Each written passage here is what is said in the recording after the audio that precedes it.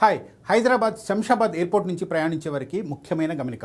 ఇప్పటి వరకు విమానం ఎక్కితేనే ఛార్జీలు వసూలు చేసేవారు. ఇకపై విమానం దిగినా జేబు ఖాళీ అవ్వాల్సిందే. అవును, ప్రయాణికులపై అరైవల్ ఫీజు బాధుడుకు ఎయిర్పోర్ట్ యాజమాన్యం ప్లాన్ చేస్తోంది. అదే సమయంలో డిపార్చర్ ఫీజులను కాస్త తగ్గించనున్నట్లు చెబుతోంది. అసలు జిఎంఆర్ సంస్థ ఎందుకు ఈ కొత్త ప్రతిపాదన తెచ్చింది? దీనివల్ల ప్రయాణికులపై పడే భారం ఎంత?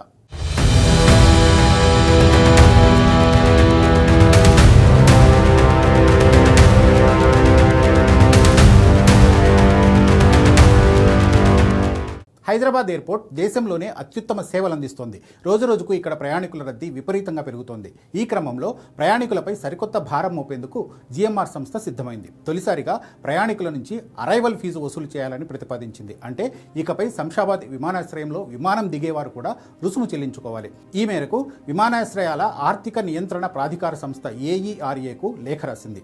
ఈ ప్రతిపాదన ప్రకారం దేశీయ విమానాల్లో వచ్చేవారికి ₹170, అంతర్జాతీయ విమానాల్లో వచ్చేవారికి ₹350 చొప్పున అరైవల్ ఫీజు వసూలు చేస్తారు. సెప్టెంబర్ 1, 2026 నుంచి మార్చి 31, 2030 వరకు ఈ కొత్త ఛార్జీలు అమలు చేయాలని జిఎంఆర్ కోరుతోంది. ప్రయాణికులపై ఒకేసారి భారం పడుతుందన్న విమర్శలు రాకుండా ఎయిర్పోర్ట్ యాజమాన్యం తెలివిగా వ్యవహరిస్తోంది.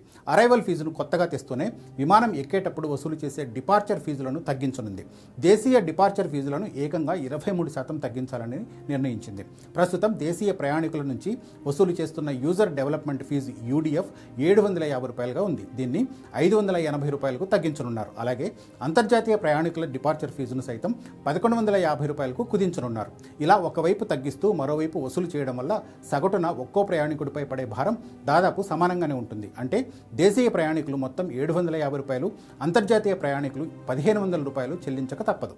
కేవలం ఆదాయం పెంచుకోవడానికే కాదు, విమానాశ్రయ అభివృద్ధి కోసమే ఈ నిర్ణయం తీసుకున్నట్లు జిఎంఆర్ చెబుతోంది. హైదరాబాద్ ఎయిర్పోర్ట్ విస్తరణ కోసం భారీ ప్రణాళికను రచిస్తోంది. సుమారు ₹13,975 కోట్ల విమానాశ్రయాన్ని రానున్న కొన్నేళ్లలో మరింత ఆధునీకరించనున్నారు. ఈ నిధులను సమకూర్చుకునేందుకే కొత్తగా టారిఫ్ ప్లాన్ తీసుకొచ్చారు. ఎయిర్పోర్ట్ నార్త్ ఈస్టర్న్ వైపు కొత్త టెర్మినల్, కొత్త రన్వే, టాక్సీవేలు, ఎయిర్ క్రాఫ్ట్ పార్కింగ్ బేలు నిర్మించనున్నారు. ప్రస్తుతం శంషాబాద్ ఎయిర్పోర్ట్ సామర్థ్యం 3,40,00,000 ప్రయాణికులుగా ఉంది. 2031 ఆర్థిక సంవత్సరం నాటికి ఈ సామర్థ్యాన్ని 4,70,00,000కు పెంచాలన్నది జిఎంఆర్ లక్ష్యం. ఈ భారీ ప్రాజెక్టును కేవలం ప్రయాణికుల ఛార్జీలు, ల్యాండింగ్ ఫీజులతోనే రికవరీ చేయాలని భావిస్తున్నారు. ఈ టారిఫ్ పెంపు ప్రతిపాదనల వెనుక కొన్ని ఆసక్తికరమైన గణాంకాలున్నాయి.